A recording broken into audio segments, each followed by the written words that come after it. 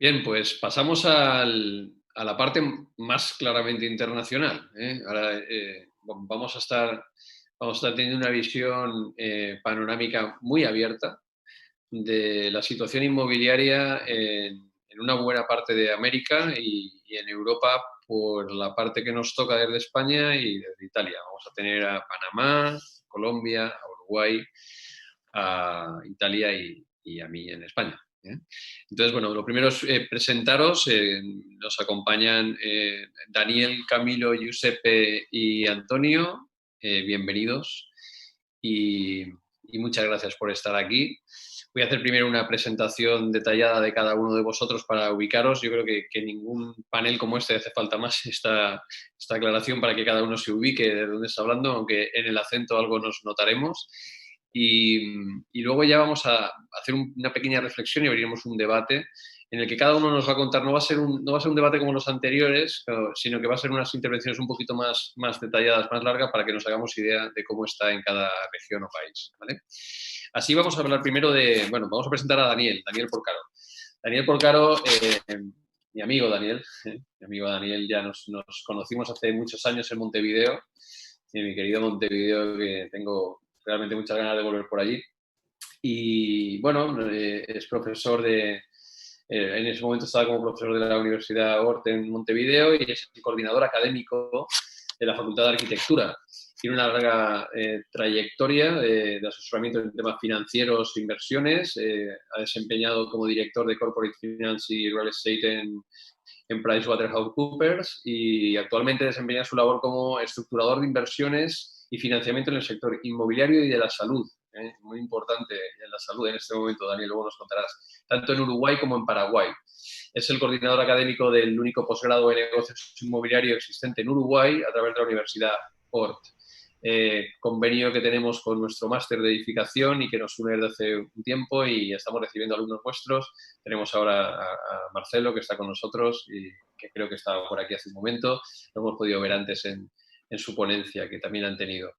Bueno, pues Daniel, muchísimas gracias por estar aquí, por siempre estar dispuesto, porque estuviste en nuestro primer aire y fuiste ponente en aquel año, en el 2017. Y bueno, luego llegó Camilo Blanco, que también ha estado en aire al año siguiente, el año pasado estuviste en aire, cofundador del Colombia Protex, Arcelor. Es ingeniero de automatización e informática de la Escuela de Mineras de Nantes, máster en gerencia de empresas constructoras de la Escuela Especial de Trabajos Públicos de París. Tiene 15 años de experiencia profesional como empresario, consultor y conferencista en los sectores de construcción y tecnología. A lo largo de su trayectoria ha realizado proyectos de software, de promoción inmobiliaria, de construcción y consultoría en organizaciones públicas y privadas. Recientemente ha estado trabajando en temas relacionados con la industria 4.0, particularmente en ciencia de datos y PropTech. Actualmente está terminando un máster de computación financiera en la Universidad de Queen Mary en Londres. Pues lo dicho, Camilo, un placer volver a tenerte con nosotros, un lujo, como con el resto Vale. de los ponentes, con un perfil brutal, ¿no? Bueno, Italia, Matera, mi querido Giuseppe Adrisani, arquitecto profesor de la Università degli Studi della Basilicata de Italia. Bueno, es graduado de Arquitectura del Instituto Universitario de Arquitectura de Venecia. Desde el 89 ha sido el catalogador del patrimonio artístico por el curso para la informatización del patrimonio ambiental de Matera. Desde el 2011 es del Comité Italiano del Consejo Internacional de Monumentos y Sitios ICOMOS de la UNESCO. En 2013 fue miembro del Comité Científico Internacional ICOMOS de la UNESCO sobre fortificaciones y patrimonio militar. En 2016 coordinador para Europa del Comité Científico Internacional de ICOMOS también sobre fortificaciones y patrimonio militar y ha llevado a cabo muchos proyectos de investigación internacional y proyectos de restauración internacional, además de una labor encomiable de rehabilitación del patrimonio directamente como arquitecto y he podido disfrutar de estar en alguno de los lugares trabajados y rehabilitados por él. Giuseppe, muchas gracias también por esa visión de Matera que recordaré toda mi vida, por lo bien que nos trataste. Bueno, Antonio Docabo, Antonio, muchísimas gracias por estar en esta ocasión con nosotros. Es director de Obras y Construcciones en la Alcaldía en Panamá Cursó estudios en la Universidad de Arkansas, en Estados Unidos, en la Universidad de Santa María la Antigua, en Panamá, y es arquitecto estructural. Su especialización en gestión y revitalización de la ciudad, el paisaje y el territorio lo cursó en la Universidad de Castilla-La Mancha, aquí en España. Es miembro activo en distintas asociaciones del gremio, entre ellas la Cámara Panameña de la Construcción, Panama Green Building Council y la Sociedad Panameña de Ingenieros y Arquitectos. Y en 2016 fue nombrado por el Consejo Municipal del municipio de Panamá como director de obras y construcciones, en donde se desempeña en la actualidad. Es el responsable de la actualización y digitalización en procesos de solicitud de permisos de obras en la ciudad de Panamá. Bueno, pues espectacular y muy, muy oportuno tu perfil, que por eso nos interesó tanto, ¿no? En un momento en el que en España pues estamos apostando claramente por esa digitalización en la administración, ¿no? Bueno, yo lo que quería comentar, que nos diera un poco el paso al debate, es que esta pandemia ha sido global, simultánea y casi instantánea, por primera vez en la historia de la humanidad. Las pandemias que hemos venido sufriendo en la historia, algunas partes del planeta ni se enteraban de que otras habían tenido un problema de este calibre, ¿no? Incluso la mal llamada peste española, porque fuimos los únicos que dijimos que aquí hay enfermos y ya nos cayó el nombre, pues, española, cuando no era así, era porque éramos neutrales en la Primera Guerra Mundial. Bueno, pues fue un poco la más, el precedente como más global, pero nada que ver con esto, aunque la movilidad y la globalidad ha hecho que en poco más de 2 meses esté en todo el mundo, prácticamente, ¿no? ¿Y eso cómo nos ha afectado? Pues de una manera muy singular, porque nos hemos sentido, creo que humanidad, como una humanidad, como especie humana, ¿no? Nos hemos visto de verdad amenazados de manera conjunta, todos a la vez.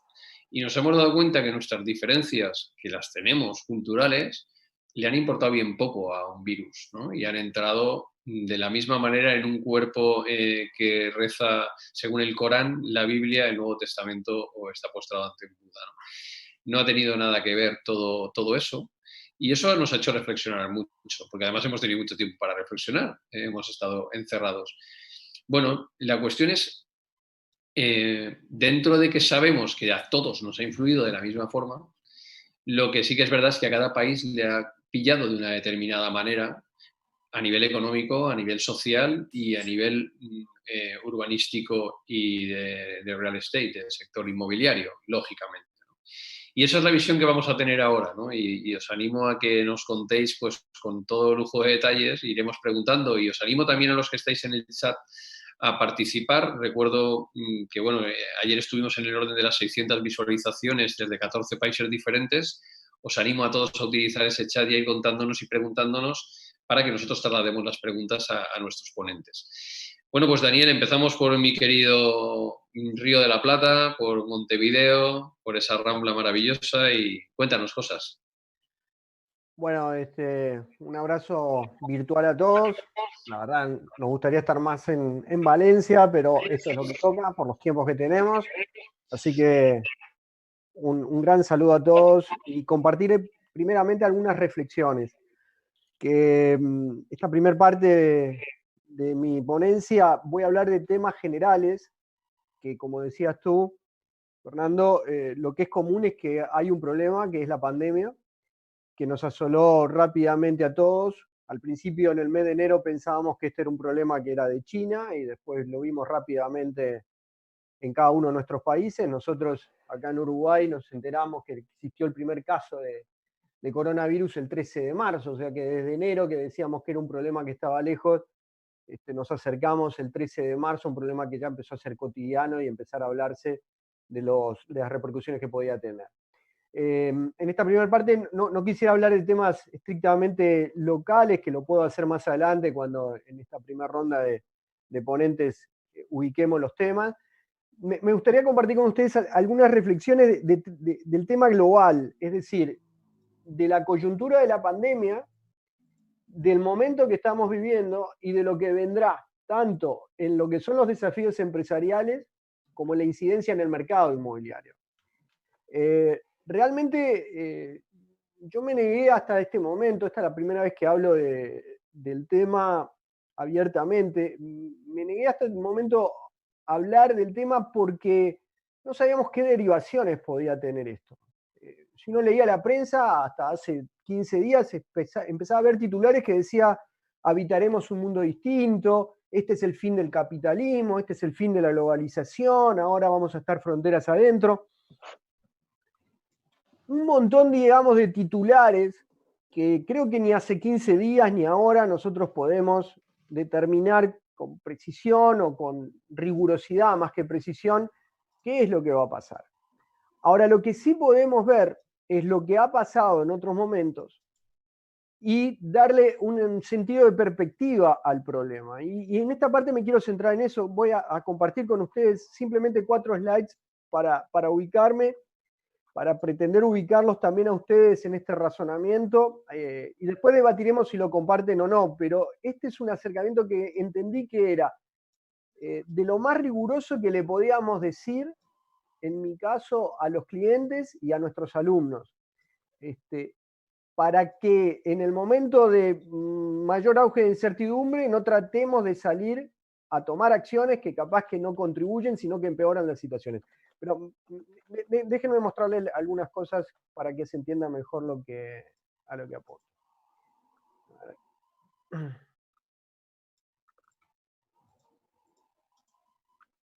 Estoy compartiendo pantalla, espero que todos la estén viendo. Se está viendo, Damián, sí. ¿Estamos viendo? Bárbaro. Gracias.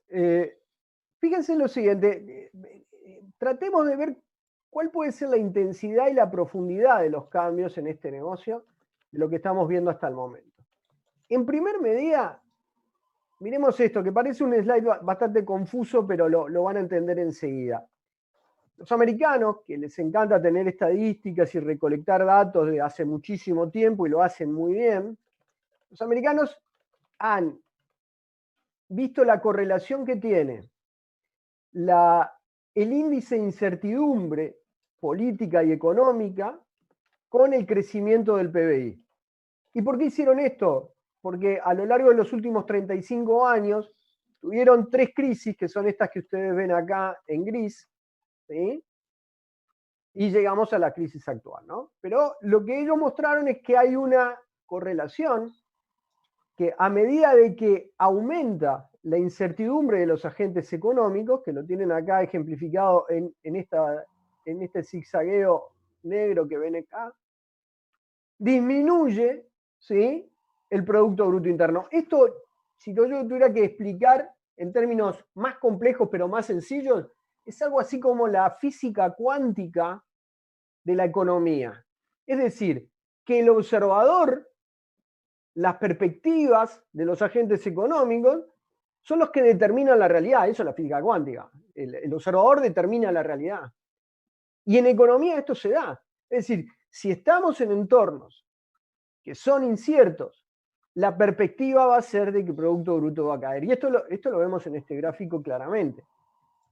Ahora, corramos la película rápidamente, 35 años para adelante, y nos vamos a encontrar que de 35 años para acá, el índice de incertidumbre tomado en mayo de los americanos está a este nivel que yo les muestro aquí arriba.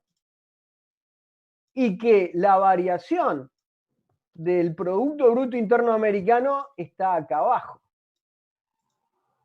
La caída que ha tenido de más del 10% el Producto Bruto Interno Americano se correlaciona con un aumento de la incertidumbre exponencial nunca visto en estos estándares en las 3 crisis anteriores. Entonces, ese ya es un dato relevante y objetivo sobre el cual tenemos que empezar a trabajar y a sacar conclusiones. En tanto la expectativa de los agentes económicos esté inundada de incertidumbre, que nos lleva a miedo, eso va a tener un correlato en la actividad económica. Ahora, como si todo esto no fuera complejo, también lo que pasa es esto. Esta gráfica, estos cuadrantes muestran los 9 escenarios existentes o que podemos percibir a nivel global que correlacionan dos temas determinantes en la actualidad y que fueron nunca vistos antes. Porque siempre antes lo que teníamos era un problema univariable. La crisis económica era crisis de expectativas y lo que se tenía que medir era qué medidas políticas, económicas podría haber para incentivar la economía y hacerla despegar. Ya era un problema. Ya era un problema. Ahora tenemos una segunda variable que no podemos predecir, pero que sí los gobiernos pueden o tratan de administrar, que es la virulencia y la recurrencia de la pandemia. En este gráfico hay 9 escenarios que tienen en uno de los ejes la mejor o la peor propagación del virus. La efectividad mide este gráfico aquí en esta coordenada, mide la efectividad de la política sanitaria en los países respecto de la propagación del virus. Y en este otro tenemos lo que nosotros conocemos hasta ahora, la acción política pública sobre la actividad económica. Esto era lo que ya conocíamos. Cuando estábamos en una crisis, el gobierno toma acciones políticas que llevan a una reactivación económica. Entonces, ahora tenemos que trabajar con escenarios no solamente a este nivel, sino también a este nivel. A este nivel vemos acá 3 escenarios en los cuales hay un rápido y efectivo control de la pandemia por parte de la administración de cada país. Por eso estamos hablando ahora a nivel global, después hablaremos en particular de regiones o de países. Acá en los 3 escenarios que están aquí abajo, acá hay una falla de la respuesta del sistema sanitario en la propagación del virus. Una falla del sistema sanitario quiere decir de que el sistema sanitario queda sobreexpuesto, hay muchas muertes y no se asegura tampoco la posibilidad de que no haya recurrencia. En el escenario intermedio tenemos una respuesta efectiva, pero con recurrencia en el avance de la enfermedad. Es decir, es algo así como que se administra la enfermedad, llega a un tope en el cual se salvaguarda la respuesta del sistema sanitario, se vuelve a tomar medidas de encierro o de menor movimiento económico de las personas, y se vuelve después a la actividad y tratando de no saturar el sistema sanitario. Acá están esos 3 escenarios. Y en estos 3 escenarios que están acá abajo está dibujada la inefectividad de la política económica, un alto índice de quiebras y crisis bancaria en el peor de los casos, mientras que en el mejor de los casos tendríamos unas medidas altamente efectivas desde el punto de vista político, económico, donde el año económico se supone que es leve y que la economía se recupera a niveles de precrisis rápidamente. Entonces, en este doble cuadro, nosotros tenemos dibujados los escenarios en los que cada país puede moverse, dependiendo de qué, de la política sanitaria y la política económica. Hecha una encuesta a nivel global, este es un cuadro realizado por la consultora McKinsey. McKinsey hizo una encuesta a nivel global, yo soy corresponsal local de McKinsey, hizo una encuesta a nivel global y lo que muestra esta encuesta es que la mayor parte de los encuestados a nivel global ven de que el virus va a tener un crecimiento recurrente, es decir, que va a haber empuje del virus hasta que no se llegue a la solución definitiva con una vacuna, con la inmunización de la población. Por lo tanto, va a haber empujes. Y también ven una recuperación lenta de la economía. Entonces esto empieza a tener no una forma de U ni de B, sino que una forma de U rasgada con estas posibilidades de recurrencia del virus. Y aquí ven los otros 3 escenarios en celeste, los otros 3 escenarios posibles. ¿Sí? Y los que se descartan por ahora son los escenarios, digamos, de mayor virulencia, es decir, de poca respuesta sanitaria con una mala respuesta económica. Entonces, estos escenarios son los en los cuales nosotros tenemos que cada uno de nuestros países evaluar dónde están. No todos estamos en el mismo escenario ni en el mismo cuadrante.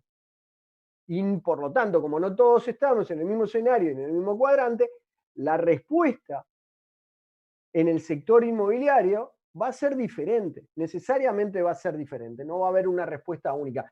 Lo que me interesa como hallazgo general de estos cuadros es ordenar la cabeza, es ordenarnos y decir, bueno, ¿dónde estamos nosotros y dónde preveemos que va a estar, fruto de la política sanitaria y económica de cada país, dónde preveemos que vamos a estar? En una recuperación rápida, en una lenta, con recurrencia, sin recurrencia, con un sistema sanitario que tiene una respuesta adecuada, y cuándo va a ser el horizonte que suponemos durante el cual vamos a obtener la solución definitiva.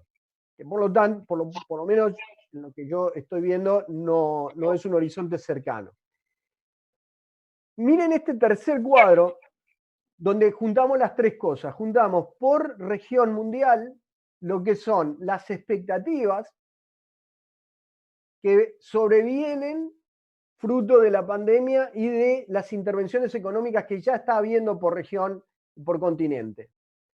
Justamente China, que es el foco del problema y donde se supone que pasaron la peor hora de recurrencia de esta pandemia, son los que tienen, digamos, menor índice de pesimismo, son los que entienden de que en los próximos 6 meses la economía se le va a recuperar. Ellos entienden que va a estar mejor la economía dentro de 6 meses.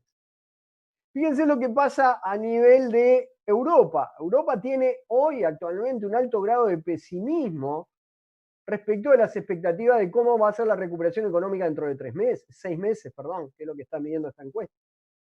Y la peor región es la que nos toca a nosotros acá en Uruguay, es Latinoamérica, donde realmente las cosas se ven de una manera muy pesimista y con probabilidades de que esto sea una crisis que se va a extender en el tiempo. Entonces, unimos los dos cuadros. ¿Cuáles son las expectativas que tenemos y cuál es la respuesta sanitaria y económica de los países?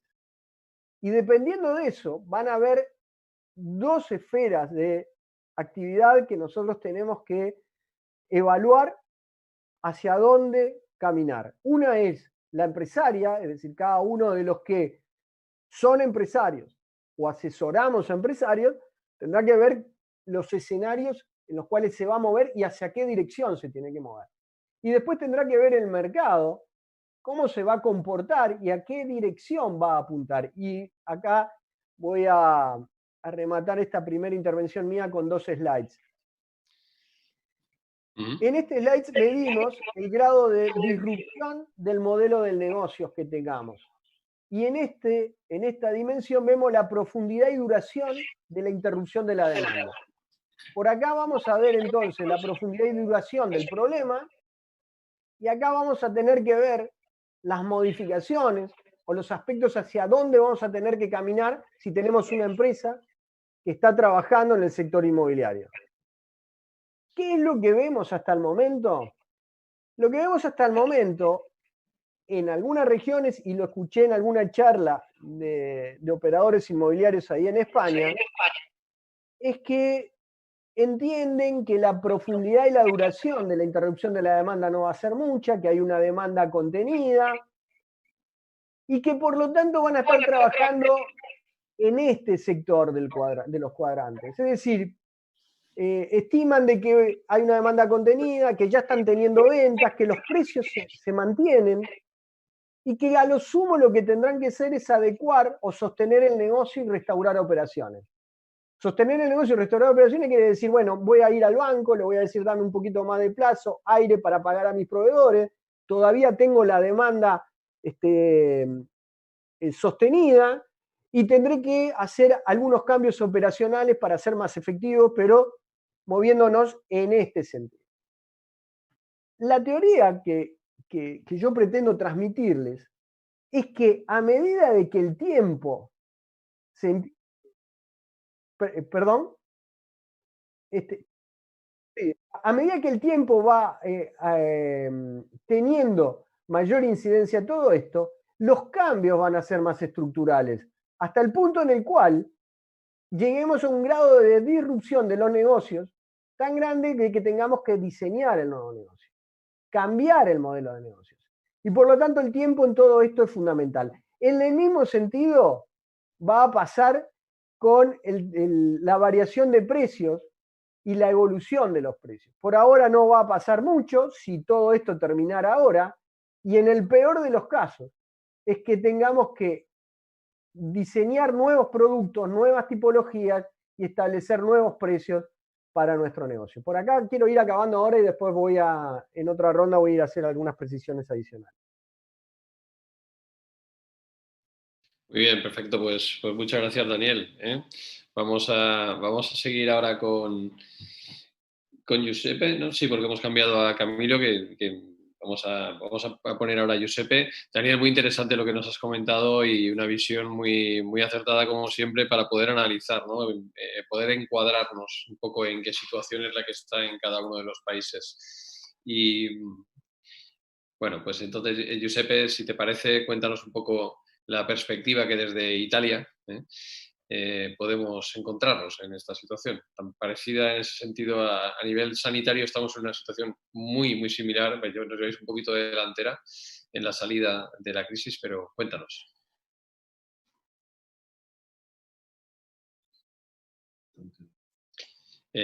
Pon volumen, Giuseppe. Giuseppe, tienes que darle Perdón. Tranquilo. Es que utilizamos varias plataformas y son todas diferentes. Bueno, claro que estamos pasando algo que de inesperato y que nos bajó rápidamente y que estábamos todos totalmente impreparados. Se veía tan lejos en China este problema y el día siguiente estaba en Italia, da un día al otro. El problema, claro, es que en el momento que entró en Italia, al final de febrero, los cambios fueron lo que ustedes también tienen todos, quedarnos en casa y trabajar desde casa el más posible. Y yo me diré con sinceridad, puede ser que soy uno de los pocos que le gustó esta cuarentena forzada. Y me gustaría que no terminaría pronto, pero es una pandemia y no es posible, espero que termine. Vivía todo el año, vivo una vida dal lunes al viernes trabajando duro aquí en Matera y el fin de semana voy a la costa y voy a pescar, a pesca deportiva. Pero esto fue simplemente prohibido para todos y claro, esto nos aportó un grave daño a todos. Aquí en Italia no fue un problema grandísimo. No fue un problema grandísimo y si quieres le pongo alguna imagen que puedo cargar. ¿Dónde está? Aquí. Sí, share the screen.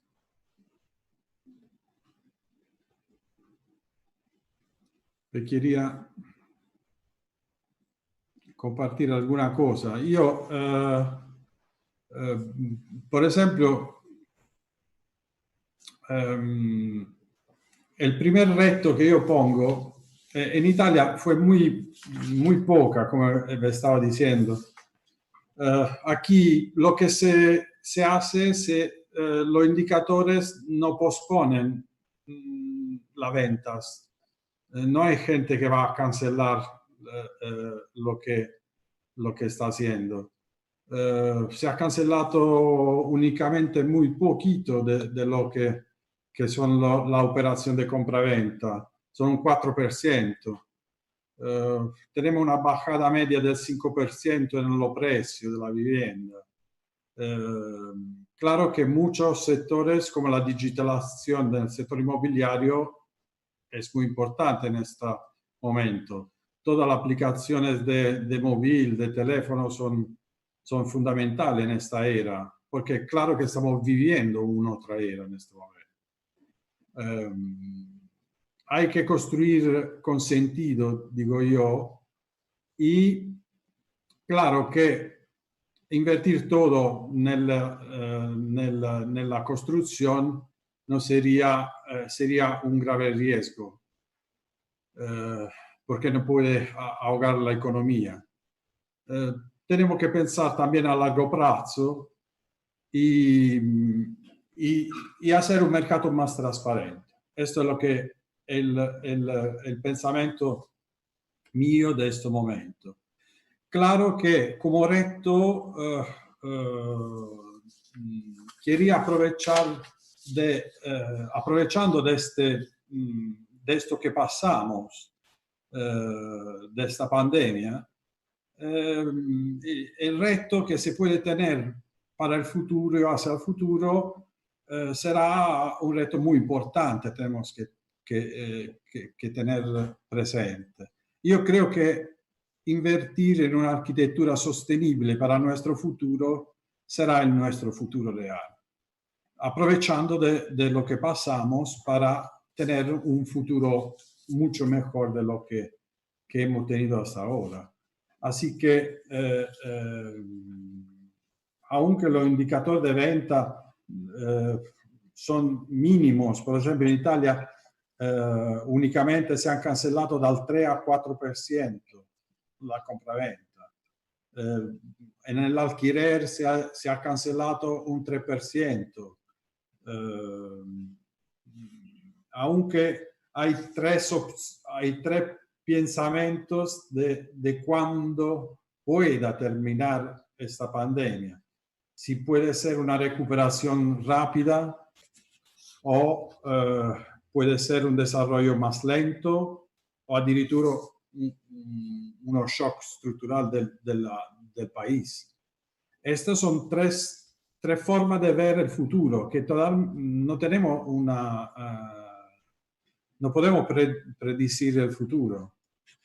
Así que no sabemos nuestro futuro ni sabemos cuándo de verdad cuándo será la recuperación de nuestros países. Pero al final yo creo que los números en Italia son bastante buenos y positivos, por lo menos en frente de todo lo que ha pasado con esto COVID-19.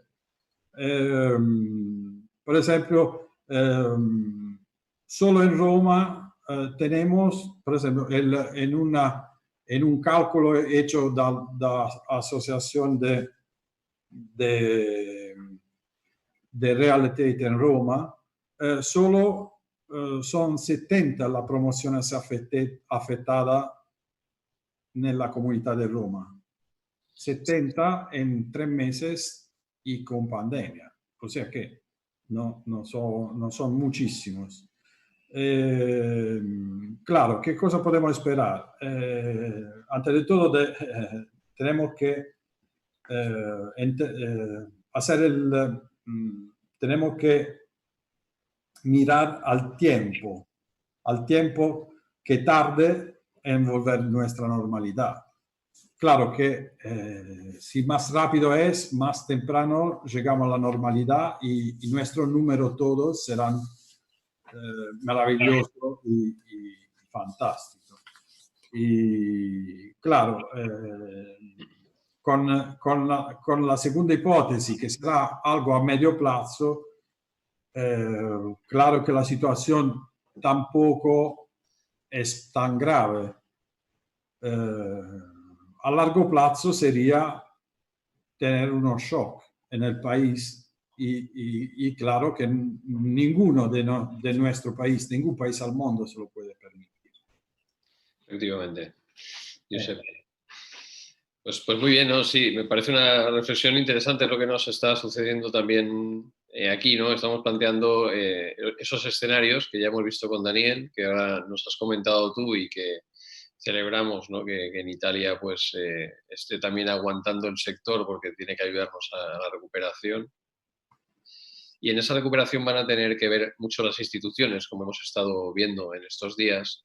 Y bueno, aquí Antonio, yo creo que eres una voz más que autorizada, porque está representando nada menos que al ayuntamiento, a la municipalidad de la ciudad de Panamá, una gran ciudad con millones de habitantes, con edificación espectacular en altura y conviviendo con también unifamiliar. Y en una parte fundamental también, que es el tema de la digitalización, de la concesión de licencias y de cómo será necesario agilizar todos esos procesos para que el sector pueda generar realmente empleo. Así que, Antonio, cuéntanos un poco cuál es la visión que tenéis desde Panamá. Hola, ¿qué tal? Saludos a todos. Bueno, vamos a arrancar. Les tengo una pequeña presentación de los cambios que hemos hecho en los últimos 4 años que hemos trabajado en el municipio. Y yo creo que después de las introducciones de Daniel y Giuseppe en el tema del COVID, y la de Daniel, que me siento totalmente identificado acá en Panamá, nuestro caso, primer caso fue el 9 de marzo, que es muy cercano al de ellos. Y sí, realmente ha sido un cambio, un shock, por decirlo así, y ha permitido bastantes mejoras. Quisiera decir que nos ha forzado en muchos de los planes que tenemos para el 2020 en aplicarlos ya por la necesidad.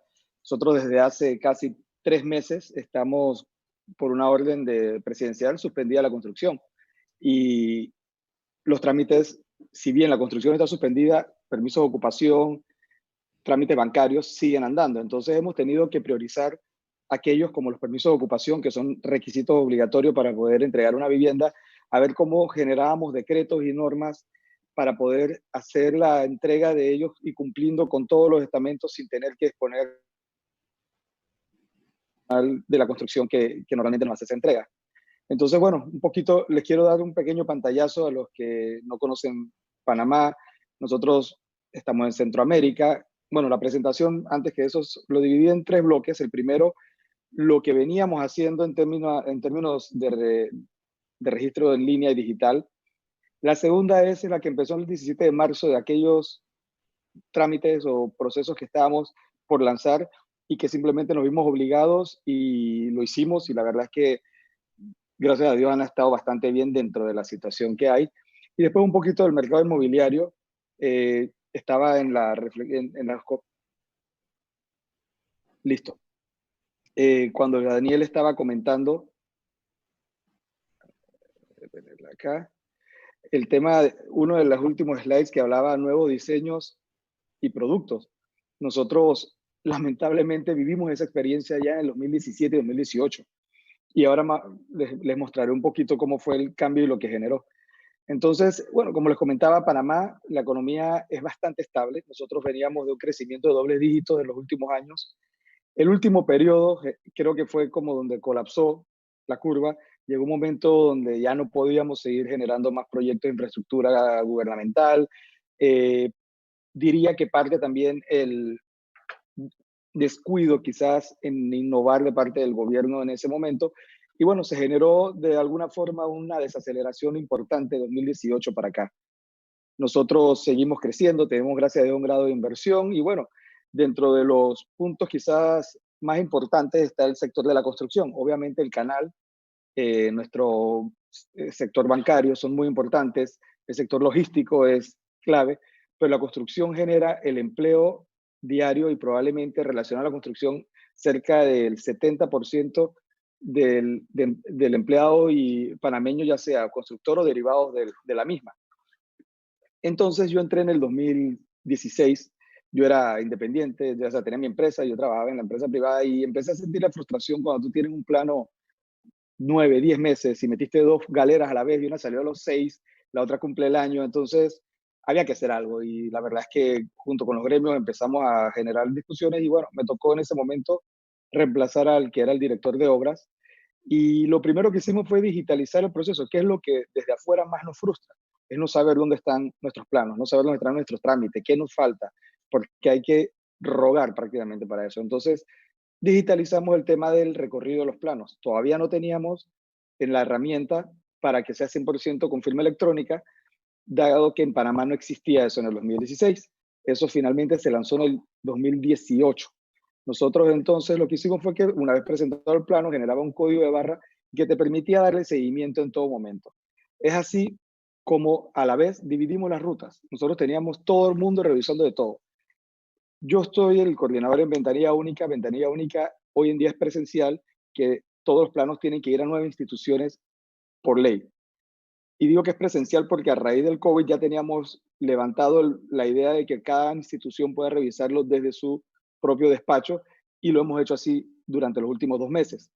Nosotros, el primer gran paso fue aclarar los requisitos y ser lo más transparente en dónde está el plano. Entonces, nosotros generamos, como les comenté, ese código de barra que permite que en cualquier momento el arquitecto profesional que somete un plano puede saber quién lo tiene, dónde está, qué pendientes le encontraron, y hacer ese recorrido en orden, no en orden de prioridad con amistad como antes. Había mucha discrecionalidad del funcionario. Hoy en día simplemente es en orden de llegada y prioridad. Dividimos el plano en 2 tipos. Los planos de obras, edificios, plazas comerciales, están en una ruta diferente al plano de la reforma comercial. Es decir, yo hago un centro comercial de 500 locales, esos van en la ruta del plano original, pero cada local viene a otra ruta que es plano misceláneo. Entonces generamos expertos, digamos, en cada uno, y redujimos quizás el que estaba acá, antes veía las 2, tú no tienes que ver esto si ya lo viste acá. Entonces logramos hacer que los planos realmente fluyan, establecimos un orden correcto, y les puedo adelantar que en el 2019 entraron 1.666 planos y se lograron registrar 1.542. Entonces, la primera gran ventaja, el promedio. Nosotros, como le decía, el promedio de los planos normales, el plano de obra era 300 días. Ahora mismo es 18 días en el primer recorrido. Y digo eso porque ya una vez que sale el primer recorrido, si tiene o no tiene pendientes, depende de lo que tú demores el profesional en reingresarlo. Y 250 días porque, como te digo, la misma gente volvía, el mismo analista revisaba planos que no tenían que revisar de nuevo, porque es el local pequeño. Eso lo logramos limitar a lo mínimo necesario y quedó en 6 días.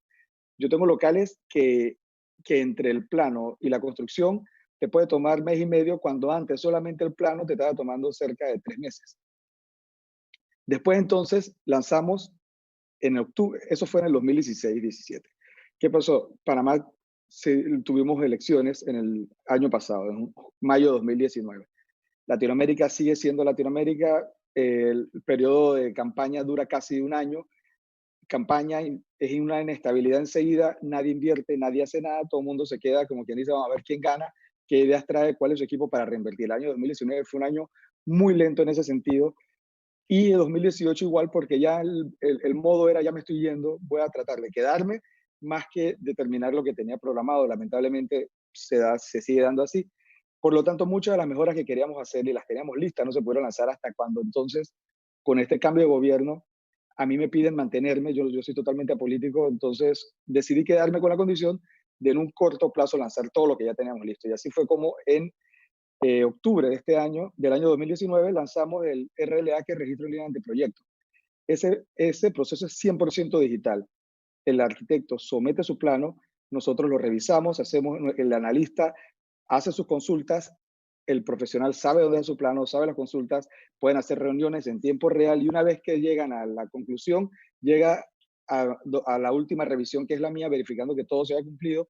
Y ese trámite en general, incluyendo mi tiempo, porque a mí también me lo monitorean, está demorándonos 1 día. Claro, ahora mismo tenemos la ventaja que están entrando pocos anteproyectos, pero eso va a ser gradual el aumento también. A medida que aumentan anteproyectos, yo tengo que meter el personal para atenderlos. Y esa ventaja de que no hay que imprimir nada se traduce en que todo el anteproyecto me queda en una base de datos que yo puedo consultar cuando quiera. Y eso también es un dolor de cabeza. Para nosotros personalmente, conseguir un anteproyecto que fue aprobado en 2007 es imposible. Nosotros, inclusive, yo te puedo decir que 2013 ya me cuesta. Me he asegurado que 2014, que ya entre para acá, todo aparezca, pero ya ahora toca en una nube donde está para consulta eterna mientras nosotros querramos, y no ocupa nada de espacio físico. Aquí tengo un ejemplo. El primer anteproyecto, que hace poco lo estaba buscando, no se ve muy bien y me disculpan, pero básicamente demoró 1 día el primer recorrido del anteproyecto. Se aprobó, entró el 30 de octubre y se aprobó el 31, el mismo 31. Y nada más para darle seguimiento, aquí les puedo mostrar cómo es el informe que genera cada recorrido. Aquí está en bomberos, Ildefonso Pinto es el que lo revisa, qué día ingresa, qué día sale y el total de tiempo que toma. Ese primer recorrido de ese plano, que es una residencia bastante grande, son casi 800 metros cuadrados de lujo, demoró 15 días en el primer recorrido y salió aprobado finalmente en 30. Esto era lo que a nosotros nos tomaba 6 meses. ¿Qué pasa? Yo estoy monitoreando a mi personal y al de las otras instituciones y yo genero informes a ellos. El día de mañana, porque lo que normalmente ocurría es que se demora un montón el gobierno, para mí lo más difícil era decirles no se demora sin tener pruebas. Ya gracias a este sistema, yo sé exactamente quién lo revisó a qué hora. Y asimismo nos permite también cambiar de personal. Yo tengo personas que estaban simplemente, demoraban 6 horas con el trámite en su puesto. Desde que entró, lo atendían en 20 minutos y salía entonces 6 horas y media, demoró. Pero fue media hora que lo atendieron. 6 horas simplemente no hacían nada. Todo esto se vuelve transparente para nosotros y también para el contribuyente, porque él sabe que le llegó hace 6 horas, aunque él no quiera atenderlo todavía. Pues brincamos y esto fue lo que pasó con el COVID. Nosotros teníamos el permiso digital de construcción, se lanzó en octubre. Venían todos los permisos. Este permiso también es 100% en línea. Todo nos llega, se revisa. En el pasado, generar un avalúo, que es el que sale para cobrarte la licencia de construcción, los métodos de evaluar era casi como si estuvieras licitando la obra. Metro cúbico de concreto, de tal tipo, barras de acero, era tan tedioso que te podía tomar 2-3 días cada proyecto. Entonces, junto con la Cámara Panameña de la Construcción, establecimos en 2017 una forma de simplemente vamos a trabajar, agarramos todo lo que veníamos haciendo de 2016 para acá y sacamos un promedio de metro cuadrado. Ellos dieron lo que a ellos le costaba, yo decía lo que a mí me cotizaba, y llegamos a un entendimiento donde entonces ahora te puede tomar, honestamente, 1 minuto, 3 minutos revisando la información, pues tú simplemente pones la cantidad de metros cuadrados según el tipo de proyecto y te da el total de tu valor y automáticamente el costo de tu permiso de construcción. De esa forma, una vez que metes la solicitud, es la formalidad de llenarlo y el sistema, una vez que está lleno, automáticamente le envía la información al contribuyente y te permite, que esa es otra novedad, pagar desde el mismo lugar. Yo al principio, en el 2019, cuando lo lancé, que parece una eternidad, pero con todo lo que está pasando, sí lo es, nuestro argumento era, hey, acumula millas para viajar. O sea, tú pagas con tu Visa, tu Mastercard y te da millas para irte de viaje en cualquier aerolínea, que es una de las promociones más comunes. Obviamente el COVID cambió todo, va a tener que quitar un poquito ese eslogan, pero esa es la idea. Tú puedes inclusive financiarte, porque normalmente tú pagas esto y después lo cobras al cliente. Tú tienes probablemente los 30 días que tu tarjeta te lo permite para cobrar esa plata y tu permiso de construcción te lo damos en el momento en que lo solicitas. Ahí lo redujimos a 5 días como promedio, tomando en cuenta que las revisiones y un par de temas donde tenemos que verificar más que nada es si hay alguna suspensión en la zona o algún tema adicional. Entonces, ya con este permiso de construcción venían todos los demás y llegó el COVID. El COVID entró y nos agarró a punto de lanzarlo. ¿Qué hicimos nosotros? El de ocupación, que es clave en la industria inmobiliaria y en general de la construcción, porque es cuando el interino está atacando y quitándote probablemente toda la utilidad del proyecto y tú necesitas generar esa entrega y necesitas acabar el proyecto. Entonces, establecimos un acuerdo, el 69, que fue el 13 de marzo, días antes de la suspensión de la construcción, que fue el 15 de este mismo año, y generamos una documentación que mediante un informe que tenga fotografías, firma de responsables y debidamente notariado, nosotros te íbamos a entregar la ocupación del proyecto con la condición de que cuando volviéramos a la normalidad vamos a ir a revisarlo. Si encontramos irregularidades, automáticamente genera una sanción y una multa, pero si todo está bien, este tiempo que ha pasado, has podido entregar el proyecto porque los trámites bancarios sí seguían andando. En el primer mes solamente desde la implementación, que fue como del 17 de marzo al 17 de abril, se dieron 434 permisos de ocupación. Y eso fue grandioso, porque de verdad la presión que íbamos a tener era enorme y es un aire que recibieron todas las empresas constructoras. Aparte, entonces, lo otro que queríamos lanzar, planos originales y misceláneos. ¿Cómo lanzamos este sistema cuando finalmente fue en el 2019 que se generó esa firma electrónica? Para nosotros poder recibir esto necesitamos que todos los analistas, todos los profesionales que someten, tanto los analistas, estén debidamente acreditados con la firma electrónica. Obviamente mi equipo ya lo conseguimos, pero ¿cómo convencer a los arquitectos que tienes que hacerlo cuando en realidad ellos pueden llevar a un mensajero que nos entrega el plano y funciona igual? Entonces, el COVID lo forzó. Aquellos que querían meterlo plano. En esta semana le dijimos, mira, la única opción es escanearlo o más bien en PDF, nos lo mandan, lo analizamos y después lo que hemos hecho, porque no teníamos todavía la solución, era se firma mediante una notificación, mediante una firma electrónica que es los que la tienen. En Panamá, a raíz del COVID, se dio algo muy novedoso, que es el bono digital del Panamá Solidario. ¿Qué es lo que hicieron? La AIG, que es la Autoridad de Innovación Gubernamental, estableció que con tu cédula tú puedes utilizarla. El bono, en vez de dártelo en cheque, te lo dan por cédula. La cédula, tú vas al supermercado y lo utilizas para comprar lo que quieras.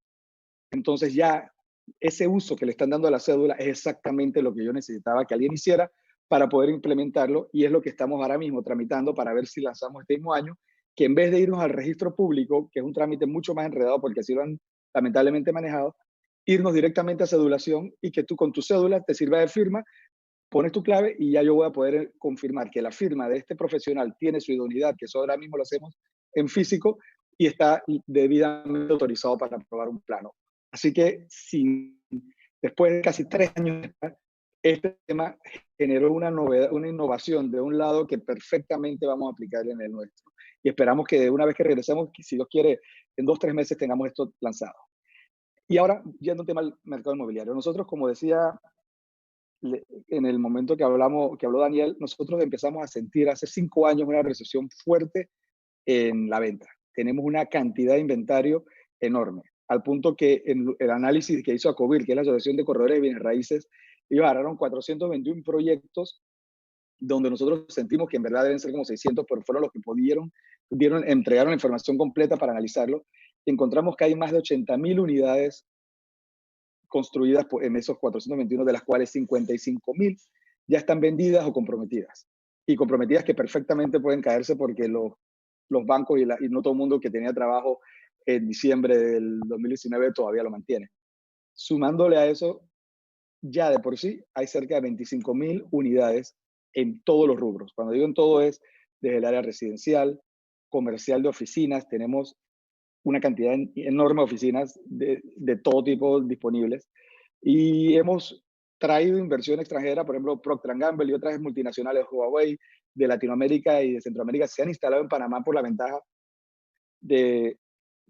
que tenemos como te digo, con el hub de las Américas en Copa, pero ha sido un problema enorme porque hay una demanda muy inferior a lo que tenemos en el mercado. Siendo así, nosotros, el último 2018, el mercado cambió de una forma radical. Se enfocó desde el 2017 con el gobierno dando incentivos a un mercado de interés social. Nosotros, el récord de permisos de ocupación en la ciudad de Panamá lo tuvimos en el 2019 con 10.509 permisos de ocupación. Pero los permisos de ocupación, te puedo decir que el 60% eran residencias de estrato social bajo. Ese fue el nuevo enfoque que tuvieron que dar. El margen es muy, muy pequeño, es un cliente difícil, pero las empresas estaban y había que desarrollarlo. Esto ha generado un dolor de cabeza enorme a nivel de ciudad porque nos encontramos creciendo y expandiendo la ciudad de una forma que no debería ser la correcta. Nosotros tenemos áreas de Panamá que para llegar ahí te toma 2 horas y eso es un transporte diario del personal, del panameño que trabaja allá en la ciudad y vive en las afueras. El otro fue el rediseño del producto primario. Les voy a dar un ejemplo.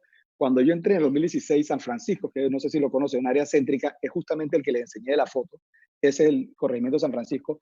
El promedio de metros cuadrados de los apartamentos era 180. Cuando le digo promedio porque habían de 600, pero también había loft que si bien eran de 90 metros, eran de lujo total.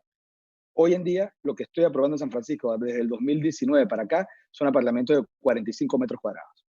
No hay más grandes.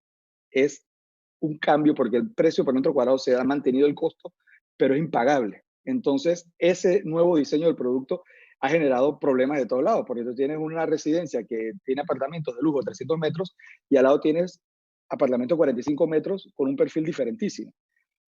¿Qué ha hecho el gobierno? Desde el cambio de gobierno hicieron una nueva ley del interés preferencial. Antes, cualquier vivienda que llegaba hasta 120.000 tenía un interés donde tenía excepciones. El gobierno lo aumentó a 180.000 justamente por este exceso de propiedades que tenemos y ha ayudado un poco, pero esto pasó en septiembre. no había pasado ni el año cuando estamos viviendo esta nueva realidad, así que no sabemos si en realidad va o no va a funcionar. Y lo otro es la búsqueda de un nuevo cliente final. A las empresas de bienes raíces ya no les interesa, o sea, ya no buscamos ese inversionista que te va a comprar el edificio entre 3 personas. No nos funciona, no está funcionando del todo y ya tenemos edificios vacíos y que abandonan. Y es por eso que ahora lo que queremos es ver cómo generamos una migración de profesionales a Panamá. Hay una propuesta de que abrir ciertas, como los doctores, que es exclusivo para panameños, abrirlo un poco y generar que profesionales de otras regiones vengan, se instalen en Panamá, puedan ejercer su profesión y sean nuestros nuevos clientes para ocupar estas propiedades que, como les digo, ahora mismo estamos, que nos sobra enormemente. Bueno, muchas gracias. Eso es un scope de lo que está pasando en Panamá y bueno, cualquier consulta a la orden. Pues Antonio, mil gracias por la abrumadora cantidad de datos. No puedes imaginarte lo que supone escuchar esto.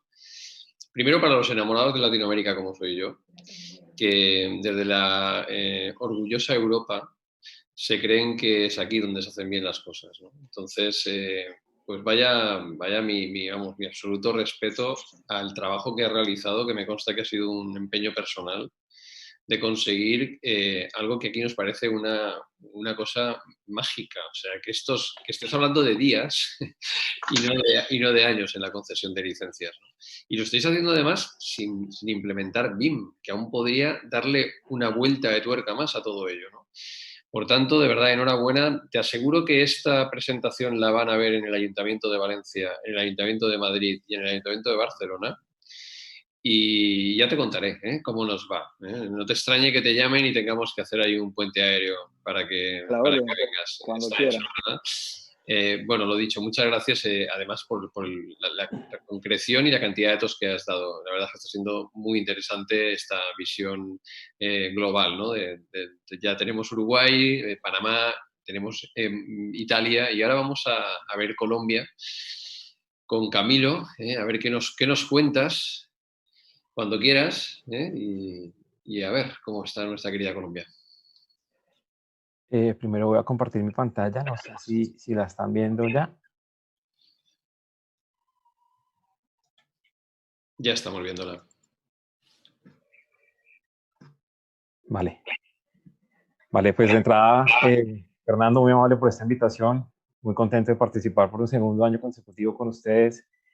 A todos los participantes, felicitaciones por sus presentaciones, muy interesante. Estaba tratando de organizar las ideas de todo lo que hemos visto durante estos 2 días de congreso, temas muy interesantes, en un año particularmente especial para todos, ¿no? Algo que no estaba en ningún modelo financiero, que no estaba previsto en ninguna valoración. Yo creo que es una situación adversa. Digamos que hay un sentimiento de unión con todas las familias que han perdido personas en esta pandemia.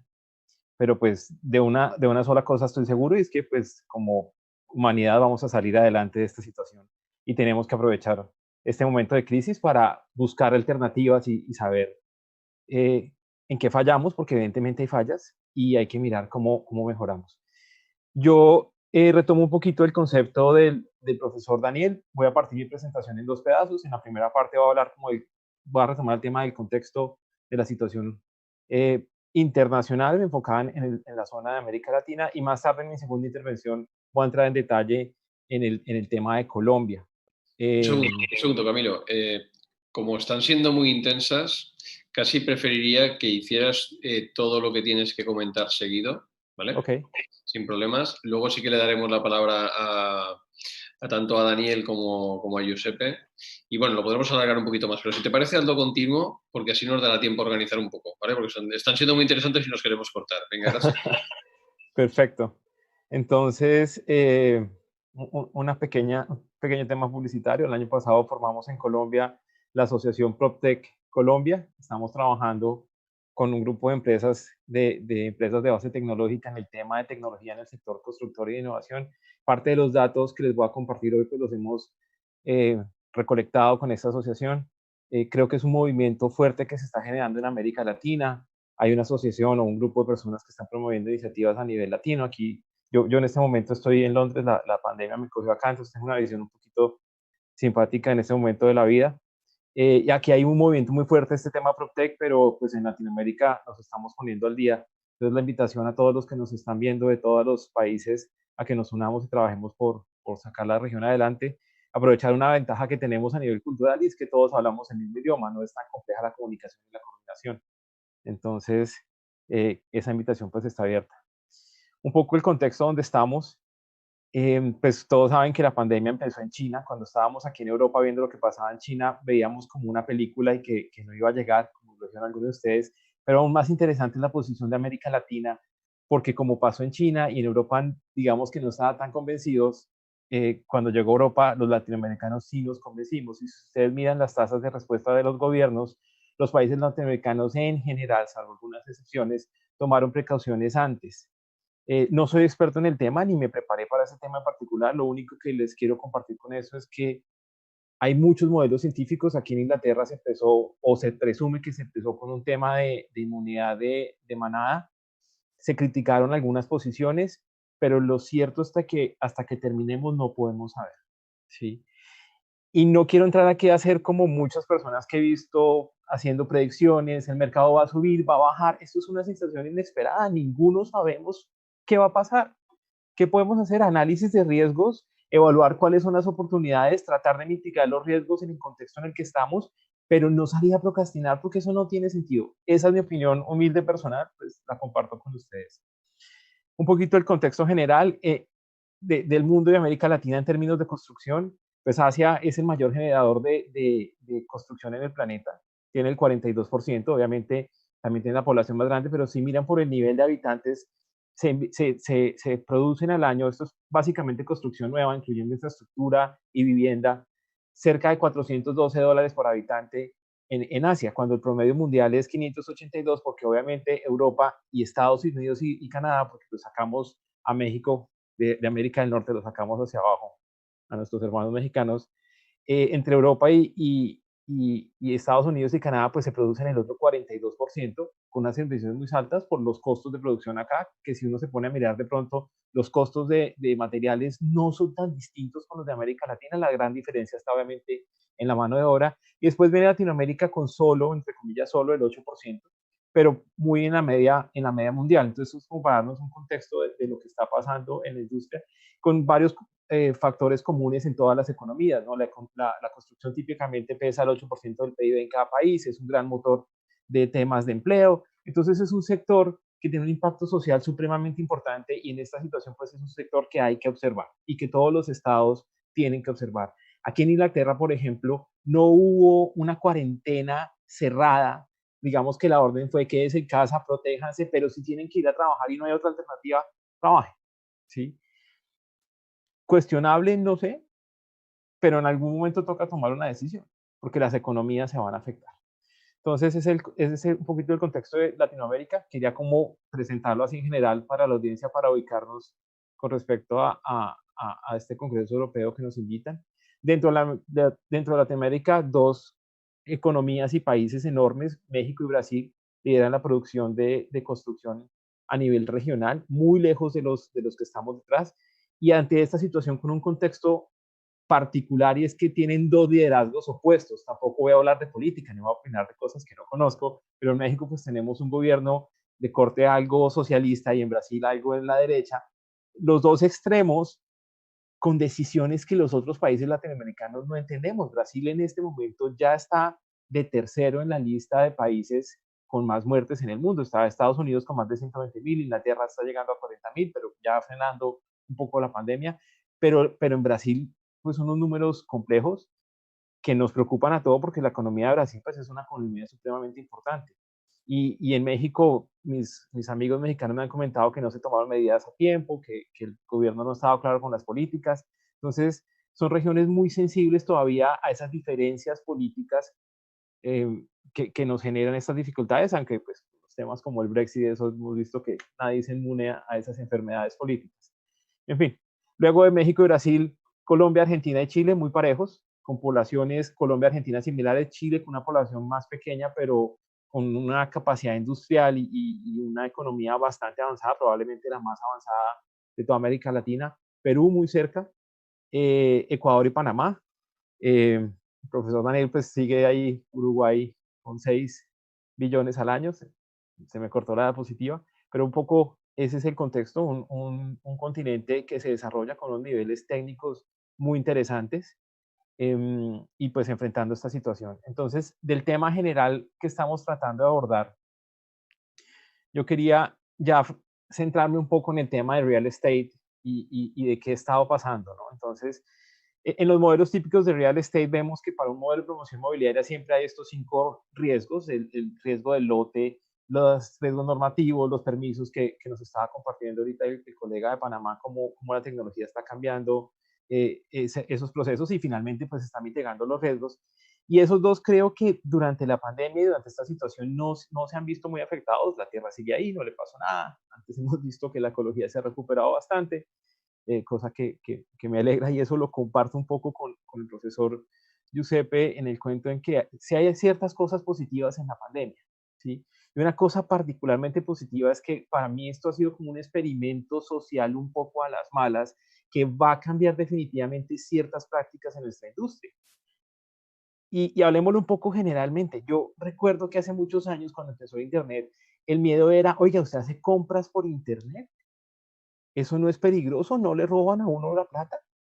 Claro, yo hoy todavía me cuido en eso, entonces tengo una tarjeta chiquita y la grande yo nunca la meto a esa vaina porque me da medio miedo. Pero es que hoy la cosa fue distinta. Si yo no compro por Internet, no como, porque es que no puedo salir a la calle. Colombia tiene una particularidad muy interesante en ese sentido y es que tenemos una cultura del domicilio y del servicio. Por eso en Colombia tenemos pues uno de los primeros unicornios en Latinoamérica que se llama Rappi, que es una empresa especializada en hacer domicilio. Y le hacen cualquier domicilio, tienen el domicilio del restaurante, de la droguería, pero aparte de eso le hacen el Rappi favor, que es que sencillamente lo que usted quiera, que lo que usted necesite, ellos se lo hacen con unos Rapitenderos. Y ese tipo de empresas en este momento ha funcionado muy bien. Otros ejemplos muy sencillos, Domino's Pizza, que es una marca americana, en Colombia las marcas americanas normalmente sufren, en este momento están desesperados por expandirse más porque han aumentado sus ventas, que la gente, pues obviamente consigue en su casa, pero lo que gastaba en restaurantes no lo puede gastar, entonces se está pidiendo domicilios. Entonces sí hay ciertas cosas de la pandemia que tenemos que ver como positivas, porque definitivamente hay un cambio. Puntualmente en nuestra industria, muchos constructores estaban conscientes de la importancia de la digitalización, pero al no ver una necesidad del mercado estaban un poco dormidos, estaban esperando a que la industria los llevara. La mayoría de constructores en este momento en Colombia nos están diciendo, oiga, ¿cómo hago para vender virtualmente? Y el principal problema de una persona que va a comprar un inmueble es que esa es una inversión emocional y es para toda la vida y quieren saber dónde queda, cómo es. Oigan, ¿no tienen una sala de ventas virtual? Sí, claro, mire, entra a internet, ahí está la sala de ventas virtual. Y resulta que uno entra y hay una página con las fotos. No, una sala de ventas virtual es que yo entre, haya un modelo virtual en 3 dimensiones, que me pasee por el edificio, que me muestre los espacios, que me muestre los apartamentos. Y pues si alguien me está viendo de las personas que están trabajando conmigo y me van a regañar, estamos haciendo en este mercado porque no hemos encontrado la primera plataforma especializada en eso. Hemos encontrado ferias digital, ferias en 3D, hemos encontrado concesionarios para vehículos, pero en real estate no, siendo que es lo más normal. Cuando ustedes levantan su modelo en BIM, exportan eso a alguno de estos programas 3D y de una tienen la plataforma, ¿sí? Pero si no es la necesidad, pues no tenemos la creatividad. Por eso debemos ver cosas interesantes en esta situación.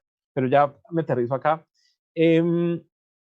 Sobre estos riesgos, entonces riesgos comerciales, obviamente los proyectos no se están vendiendo porque sencillamente no se puede ir.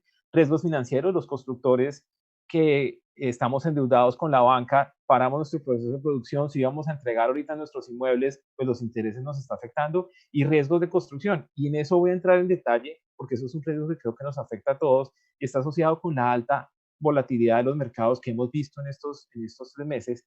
Y hay una pregunta que nos tenemos que hacer y si hay una crisis de confianza. Y no quiero entrar en el detalle, pero los números en Colombia nos muestran que no. El primer mes de pandemia, que fue abril para nosotros, o que estuvimos en cuarentena, pues las ventas se bajaron.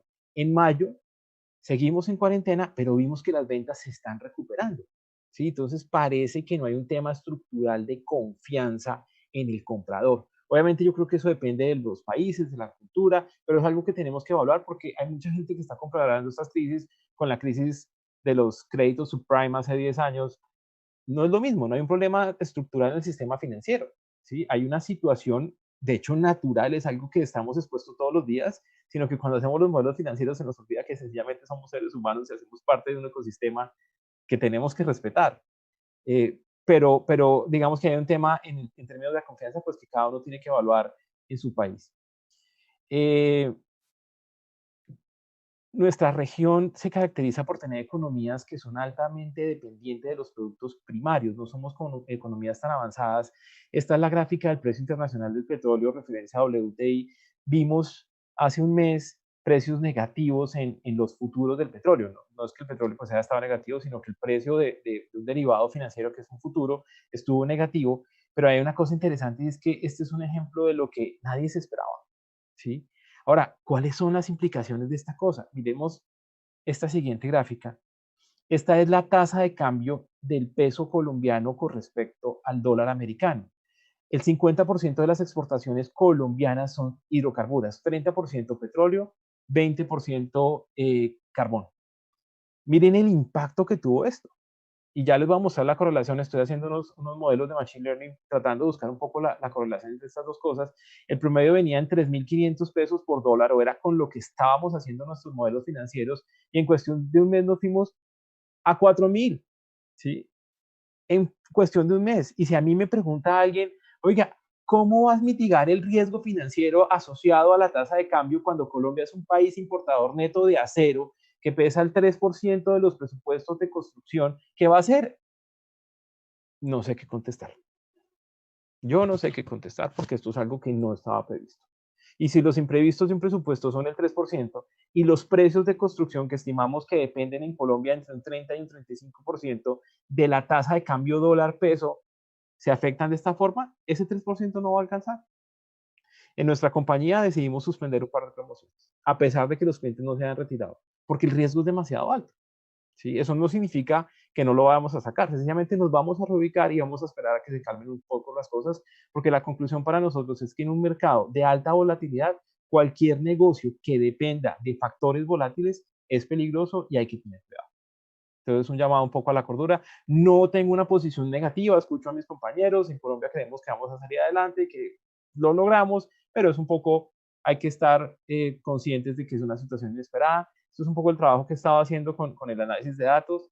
En verde tenemos la tasa de cambio, esto está normalizado entre el peso colombiano y el dólar, y en azul los precios del petróleo. Si ustedes ven, es una correlación que se ve en la gráfica muy sencilla, es inversa. Si el petróleo sube, pues el peso colombiano se vuelve más fuerte porque nos entra más dinero, y al revés, pues eso ocurre. Y cosas tan sencillas como esta nos demuestra sencillamente que no solo es porque el mundo está globalizado, sencillamente nuestra economía ya funciona así, todos estamos interconectados. Y yo creo que ahora en adelante una de las primeras lecciones es que cuando empiece un virus raro en Nigeria, pues todos vamos a reaccionar y no nos vamos a quedar dormidos y no vamos a esperar a ver que este no nos llega por acá, no. Sí, y hay que cambiar nuestros protocolos de salud. Hay que cambiar un poco de cosas que dan el comportamiento del consumidor. Eso es impajaretable. Y entonces, en ese sentido que hemos visto, digamos que hasta aquí va mi primera parte, entonces voy a seguir con la sugerencia de Fernando. Pues, dime.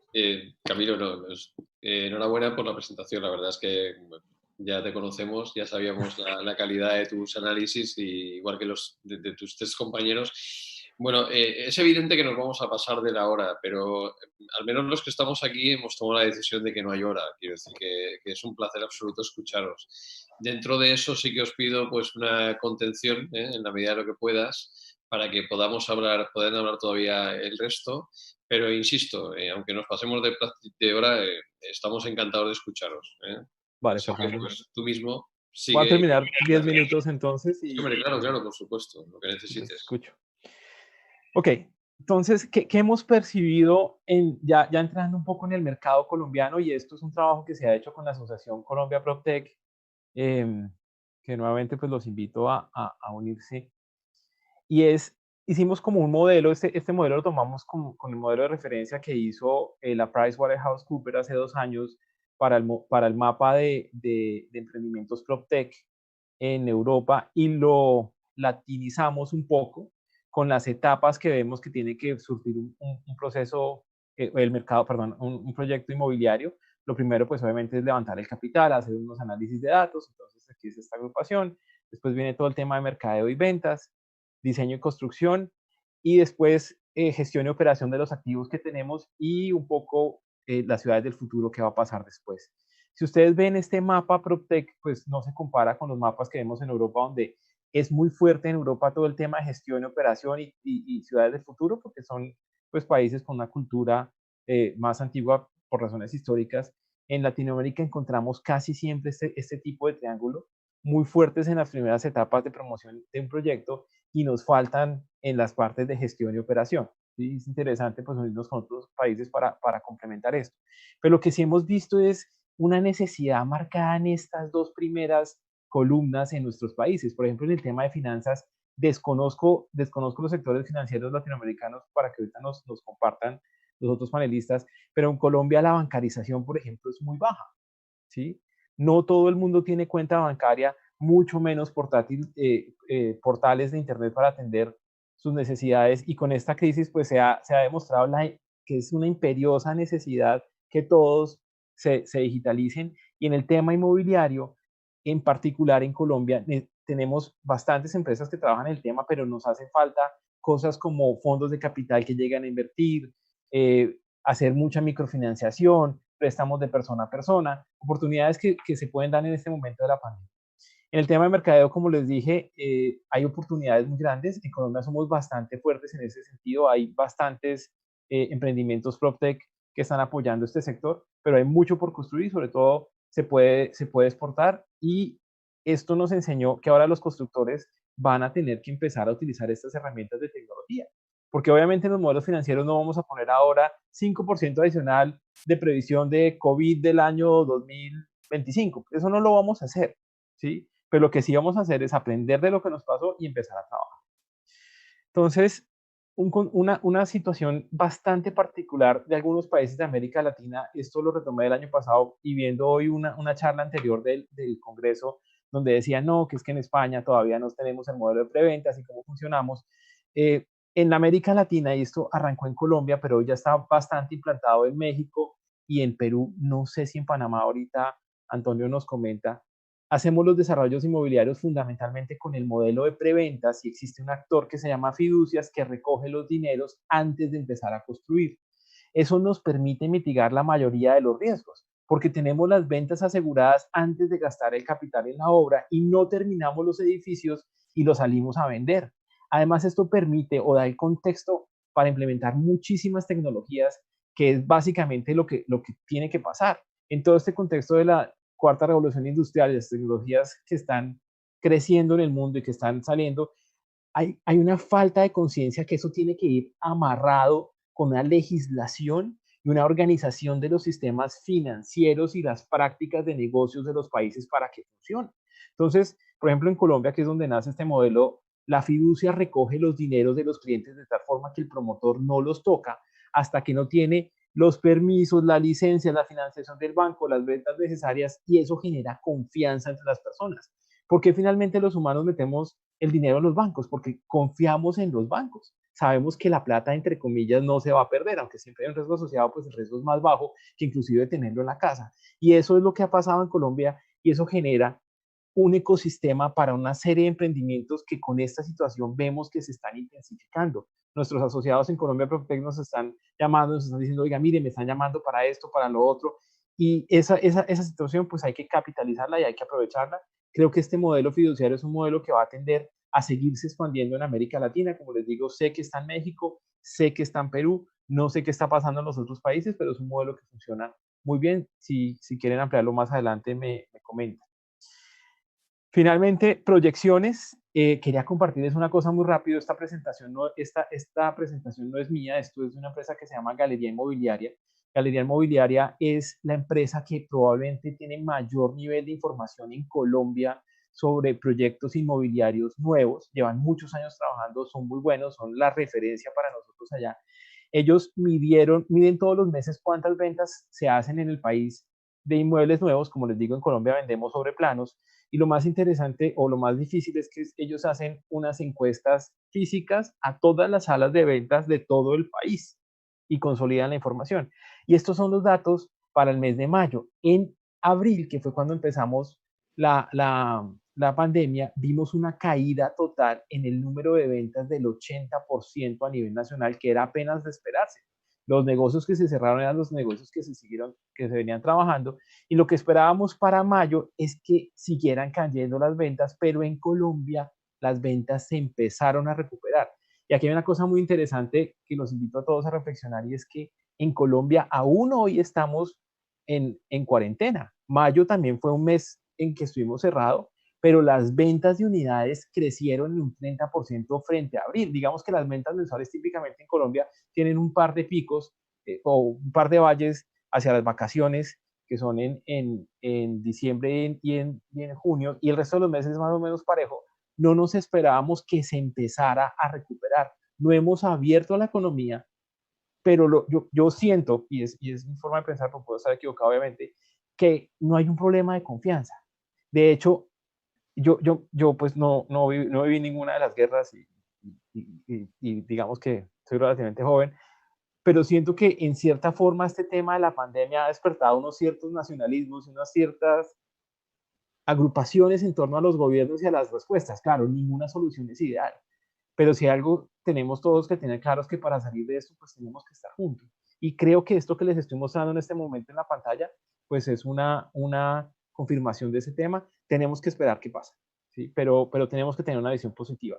Si me preguntan sobre estas proyecciones, esto es la fuente es Fitch y lo utiliza el Ministerio de Relaciones Exteriores de Colombia para predecir qué va a pasar con el mercado colombiano. Yo le pongo un signo de interrogación, no lo sabemos, no sabemos qué va a pasar. Lo único que sabemos es que hay unos riesgos, hay unas oportunidades, tenemos que implementar las cosas para mitigar los riesgos. Básicamente esa es mi presentación. Muchas gracias. Bueno, pues Camilo, de nuevo un placer, una maravilla. Desde aquí quiero dar un saludo a Natalia, que sé que la tenemos conectada, que fue la que me posibilitó, o nos posibilitó, porque aquí estamos encantados contigo. Tengo al lado a Flor, tengo a Javi, y la verdad es que ha sido un lujo encontrarte en este camino. Como sabes, queremos ahondar nuestras líneas de investigación en el sector porque compartimos la pasión por el Big Data y ese análisis concienzudo, y bueno, al igual que con el resto de los que estáis ahí. Y ahora, si os parece, vamos a hacer una ronda casi final. Vamos a que amplíen un poquito Daniel y Giuseppe, y luego mantendremos un pequeño diálogo en los que estamos aquí y contestando las preguntas que estamos recogiendo en el chat, ¿de acuerdo? Daniel, que antes te he cortado, disculpa, pero No, para nada. volvemos ahí contigo, ¿eh? A manera de complemento y rápidamente sacar algún tipo de evaluación y proyectar alguna visión de futuro. Como vimos, y yo básicamente expuse en la primera parte, creo que no tenemos que guiarnos de lo que está pasando en el futuro inmediato. Creo que algunas visiones son muy dependientes, digamos, de lo que está pasando inmediatamente que se libera la gente de la cuarentena, y llenar los shoppings y comprarse ropa porque estuvieron contenido no es lo mismo que terminar comprando una vivienda o comprometiéndose a largo plazo. Yo pienso que no ya fruto de la pandemia, sino de lo que puede pasar económicamente, preveo que generalmente va a haber un debilitamiento de la demanda, que esa demanda va a tener otra configuración de la que ha tenido hasta el momento, depende de los países. Fíjense que nosotros tenemos al lado nuestro Argentina. En Argentina cayó un 75% la construcción comparado este año con el anterior. 75%, eso es una debacle. En una ciudad como Buenos Aires, con 15 millones de habitantes, hubieron 7 transacciones en los últimos 2 meses. Eso es una debacle.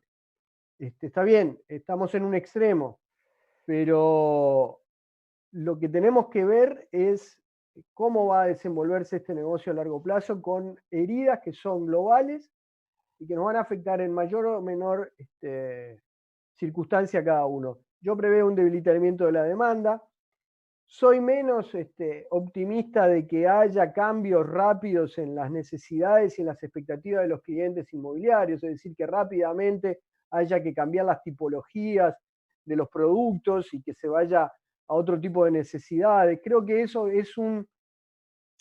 ha sido una constante del cambio, pero que no va a haber una profundización abrupta de las tipologías por el coronavirus.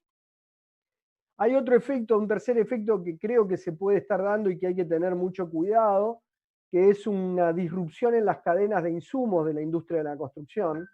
Eso ya es producto de lo que puede pasar entre China y Estados Unidos. Pienso que puede llegar a haber mucho más productos locales y cadenas de abastecimiento locales no tan dependientes de China como hasta ahora. Y finalmente creo que lo otro que hay que entender en cada geografía para ver el mundo de lo que vendrá son los cambios en las políticas económicas y especialmente en las regulaciones.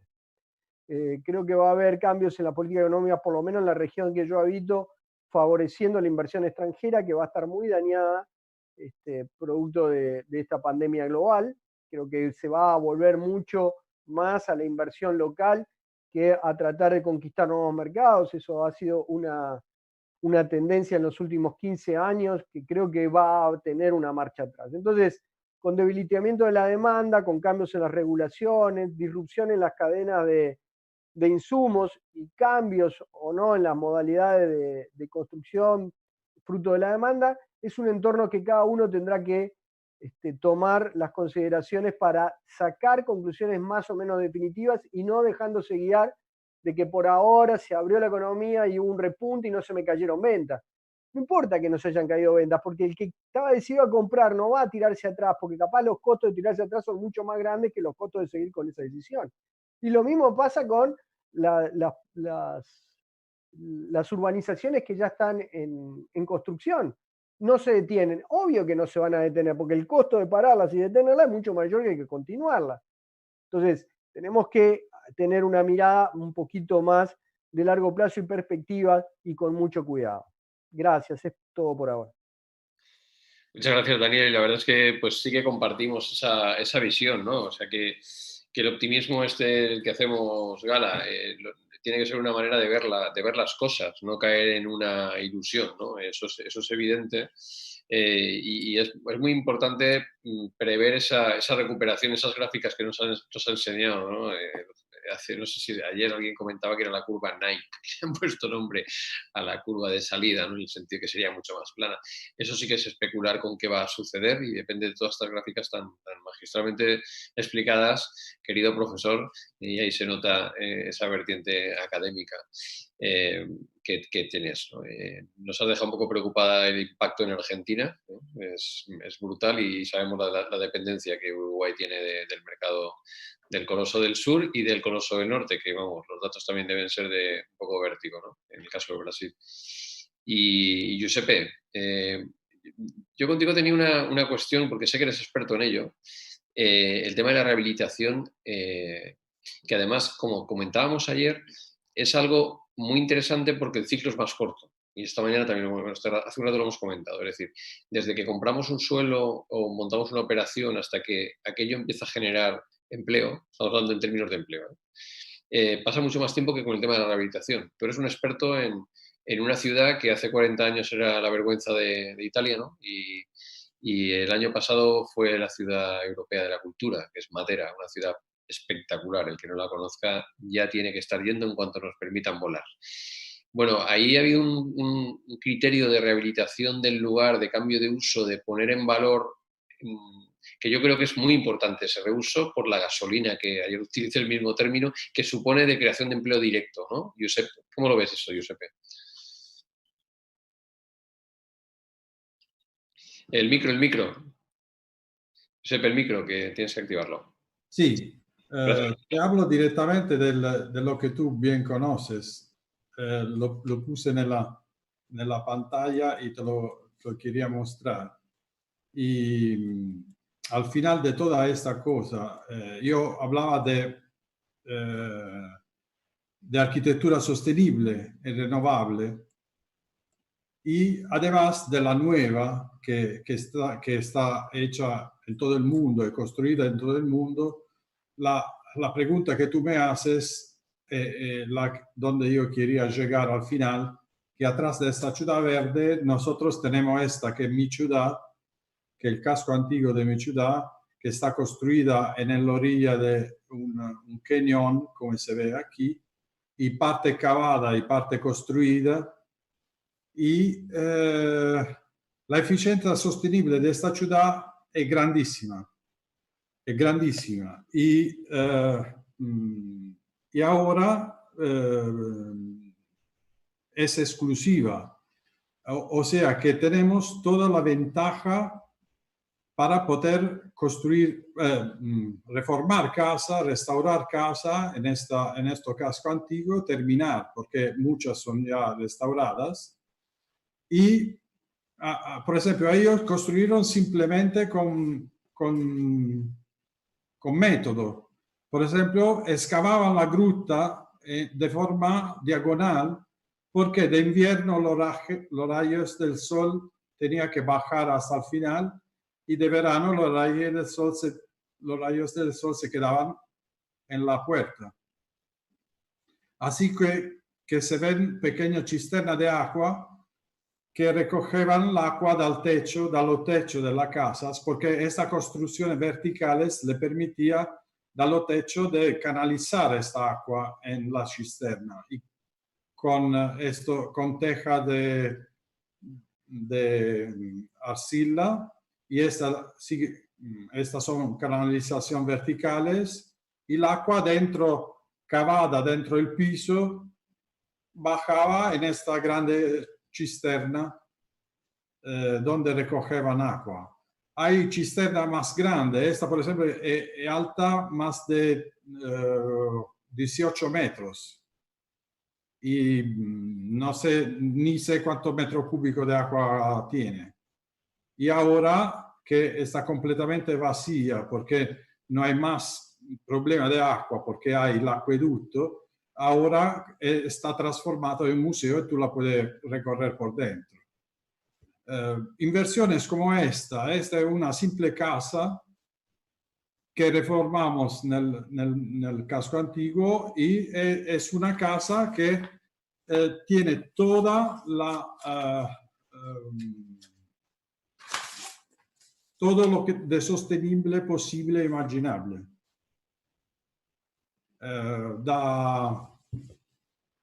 Reformamos de todo, dalle antiche chimeneas a bóvedas, a los arcos con decoro, y todo esto dentro de una estructura parte construida y parte cavada, como esto, por ejemplo. Esta es una habitación que es totalmente cavada en la roca, como esta parte, que es una parte del baño, como aquí. Y como también se hace con los hoteles. Por ejemplo, toda esta parte que estaba totalmente destruida y totalmente abandonada, que aquí se ve más cerca, se realizó una restauración bien hecha y ecosostenible, totalmente ecosostenible. Se pusieron también arreglos inmobiliarios de la época, o cuando no se tenían, se pusieron también mobiliario construido con madera centenaria, como esta puerta, por ejemplo. Los pisos los desmontamos completamente y lo volvimos a poner. Lo limpiamos y lo volvimos a poner. Y cuando no se tenía suficiente, se tenía que hacer mezcla de varios pisos, como en este caso. La única cosa nueva, innovativa e innovadora son los sanitarios en estos hoteles. Por lo demás, es como vivir en una cápsula del tiempo. Este es un hotel maravilloso que se llama Le Grotte della Civita, y casi no construimos ningún muro. todo lo muro que ustedes están viendo, parte cavado y poca parte construida, ya existían. Así que no hay muro construido por nosotros y cada gruta es una habitación, cada gruta tiene un su lugar. Por ejemplo, este que es más grande es la sala de desayuno, es una antigua iglesia del 1415 que fue completamente abandonada y reconstruida en otra parte de la ciudad. Esta es un ejemplo cómo poder insertar dentro ser eficiencia con la sostenibilidad y que ahora todo perseguimos y que ahora todo queremos porque es un tema el tema de la sostenibilidad es un tema muy moderno y actual. Esto es lo que brevemente en dos palabras podía decir. Invertir aquí, como tú me preguntabas, es una forma de volver atrás y volver en una ciudad, volver a habitar una ciudad completamente ecosostenible. Pues Giuseppe, muchas gracias por enseñarnos esta tu ciudad con esta pasión que es para tenerla. La verdad es que es un lugar mágico, espectacular. Y bueno, la verdad es que está muy bien traído porque está la razón, no sé, o el ejemplo más evidente de cómo la arquitectura vernácula pues nos aporta soluciones eco, todos los ecos que podamos ponerle. Y que además habéis sido muy rigurosos, incluso en el mobiliario, doy fe, he estado hospedado en uno de estos hoteles, ¿no? Y bueno, lo que planteaba era eso, y ahora sí que pues abro un poco el debate. La rehabilitación de lugares históricos como este, en el que los cambios de uso van hasta de una iglesia de 1400, que bueno, eso sí que lo decimos en Europa y es una cosa, pero claro, hablar de 1400 en la Nueva América, ¿no? Pues fíjate, y estamos cambiando el uso radicalmente. Ese planteamiento, ese cambiar la ciudad, es lo que comentábamos antes. Esta crisis yo creo que nos tiene que poner el foco a que tampoco tenemos que construir todo nuevo, que hay una gran parte construida que tenemos que darle otro valor. Una, que es un valor que ya tiene intrínseco estas ciudades históricas, patrimonio de la UNESCO y bueno, hay pocas materas en el mundo, básicamente hay una. Pero sí que hay muchos enclaves similares y muchas ciudades que tienen edificios de 70, 80 años sin ninguna gracia ni estilo y que, por ejemplo, aquí la Unión Europea está planteándose un programa ingente de cantidades muy importantes para pues, volverlos sostenibles, eficaces, adaptados a estos tiempos. Yo, Giuseppe, además de todas las gracias que os voy a dar a todos, a ti hay una especial y es que nos lo has hecho en español y bueno, eso es un esfuerzo que se agradece todavía más. Antonio, no sé cómo ves el tema de la rehabilitación. Sería una gozada tenerte ya además en Matera porque entonces las licencias se las darías a Giuseppe en un día, con lo cual estaría fantástico. Sí, aunque nosotros en Panamá, obviamente, una ciudad mucho más joven, un país jovencito, Sí. nuestros proyectos antiguos son de 1910, 1914, ¿te imaginas? Pero sí hay un tema de patrimonio que de los últimos años para acá se ha mantenido y hemos generado más que nada zonas que fueron donde nació la ciudad de Panamá, que en 1914 el área el área de Caledonia, donde en verdad todo era el inicio de la salida de esta ciudad amurallada, que hoy en día se ha transformado en un área muy dejada, muy abandonada, cercanía al mar, a 2 cuadras del mar, pero por tiempo se empezó a expandir la ciudad, y es lo que les comentaba, uno de los problemas que tenemos es la cantidad de horas que maneja el panameño o que se transporta de su residencia a su puesto de trabajo. Entonces, una de las líneas es dejar de irnos tan afuera y ver cómo podemos renovar el centro y generar que esas casas viejas, que no tienen, algunas que tienen valor obviamente conservarlas, pero hay unas que ya fueron abandonadas, que han llegado, recibido 1000 deformaciones, por decirlo de alguna forma, que puedan reutilizarse y densificar nuestro centro. De verdad que con esto que está pasando, si uno lo pone a ver, Los primeros afectados con el tema del teletrabajo, por decirlo así, es el transporte. Ya nosotros hemos encontrado que podemos ser bastante eficientes sin tener que ir todos los días a la oficina de 8 a 5. Cada uno puede manejar su horario y puede ser responsable, y hay muchas formas de seguir funcionando sin que todos tengamos que ir. Entonces ahí enseguida va a verse afectado en la economía, obviamente, el tema de oficinas. Tenemos una cantidad de oficinas que te aseguro que el que estaba comprando ahora mismo 600 metros, 300 metros, dice, no, no aguanta, vamos a verlo de nuevo, porque ya me doy cuenta que no necesito eso. Esto afecta, obviamente, al transporte público. Entonces, ¿qué pasa? La industria automotriz, automáticamente en la venta de carros, ya probablemente si te organizas bien con un solo carro por familia, en vez de hoy en día en Panamá, que casi todos aspiramos a tener nuestro propio carro. Muy pocas familias dicen, puedo funcionar con uno. Con el Uber y todo ayudó un rato, pero igual todos tenemos 2 carros porque es la independencia que te da. Quizás el día de mañana ya tú puedes decir, mira, yo me estoy quedando en casa, vamos a quedarnos solamente con un carro.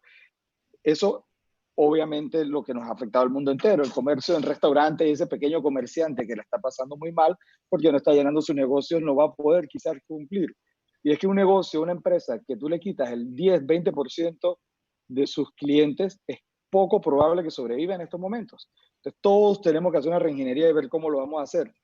Y el desarrollo inmobiliario va a tener una cantidad de, si ya teníamos demasiados productos contra la poca demanda, se nos va a aumentar aún más. Entonces, muchos de los que estaban pensando en comprar, o tú estabas diseñando, pensando en comprar, el que se comprometió en la parte residencial probablemente se mantenga, pero el sector comercial, industrial, la va a pasar muy difícil en estos momentos. Y digo, todo está relacionado.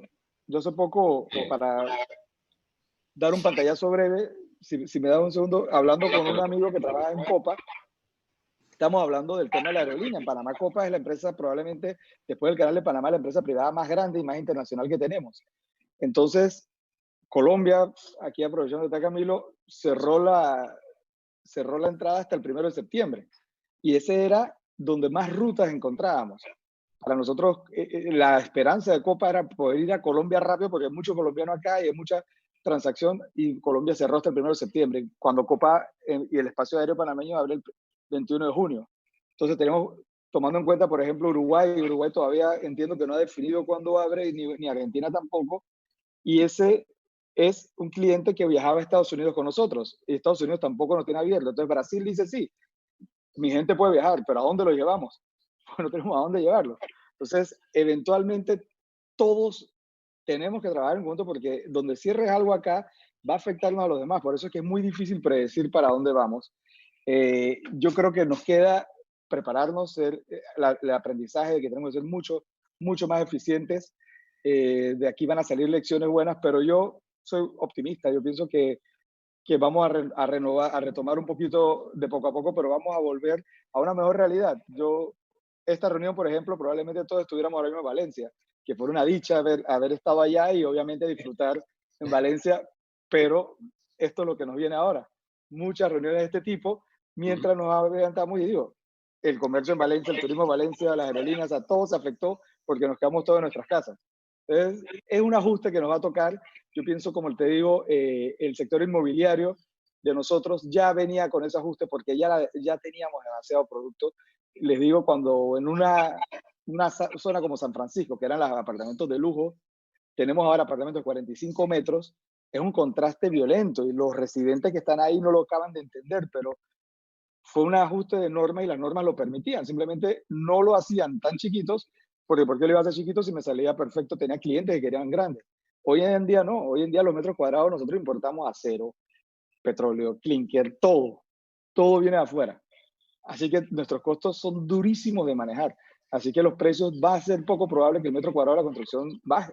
En estos momentos lo que tenemos es hacer diseños más pequeños para que el banco asuma un riesgo menor y la persona califique para que entonces finalmente compre. Y así seguimos ajustándonos todos poco a poco, ¿no? Seguro, seguro que sí. La verdad es que va a cambiar el sector inmobiliario, va a cambiar todo, porque la verdad es que cuando vas hablando vamos entendiendo realmente la profundidad del cambio. Quizá, como comentas, el sector residencial de vivienda es el que menos se va a alterar de todo. Desde luego sí el tema de las oficinas, de los espacios, de esos nuevos modelos de coworking que ya empezaban a surgir y ahora pues tendrán mucho más sentido, porque como un espacio menor, más pequeño, dedicado a tu oficina, y un espacio comunitario destinado a salas de reuniones. Yo recuerdo cuando estuvimos en Uruguay, bueno, en ese momento estaba en una empresa en la que pues en el edificio Salvo, que es un edificio emblemático en la ciudad de Montevideo, teníamos unas oficinas en ese tipo de espacio, ¿no? Un business mart. Y la verdad es que ahí sí que tenemos grandes cambios de uso, seguro, en la ciudad de Panamá, ¿no? Vosotros tenéis una ventaja, y es que los barcos van a seguir necesariamente pasando. Y eso os va a dar una tranquilidad, ¿no? Habrá otros lugares en los que estará un poco más complejo el asunto, ¿no? Y bueno, por afectado total, que es Camilo, que estés en la frontera, aunque ahora estás en Londres, porque esto sí que es una reunión totalmente internacional. Bueno, pues Camilo, si quieres, vamos a ir cerrando un poco el tema y bueno, tú tienes tienes una visión puesta en Europa y en América instantánea, en el mismo momento, ¿no? Entonces, ¿cuál sería tu pronóstico, ¿no? Ya sé que no eres amigo de hacer pronósticos, pero sí de hacia dónde nos vamos a mover como movimiento, digo, a nivel global, de si esa globalidad, esa globalización, esos insumos que hablaba Daniel, que dependíamos de China de una manera absoluta, que ha habido problemas de que no teníamos mascarillas para nuestros sanitarios, ¿eso va a seguir así o va a tener alguna evolución a corto, a medio y a largo? ¿Cómo lo ves? Y con eso terminaríamos, que es una pena, pero hay que acabar. Digamos que en esta parte de la charla donde uno puede procrastinar, no me molesta tampoco. Evidentemente tiene que haber un cambio de comportamiento.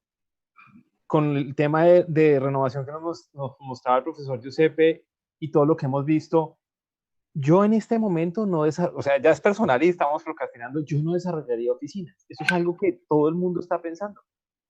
Tengo muchos amigos, muchos socios que siempre dan, no hagamos las reuniones por Skype, no miremos esto, no, las personas en casa no trabajan.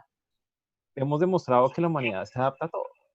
Y yo creo que tenemos que repensar la forma en que tenemos todo estructurado. En estos países en Europa, yo estoy sorprendido con el costo de los arriendos que pagan algunas compañías por ubicarse en los sitios prime solo por un tema de imagen.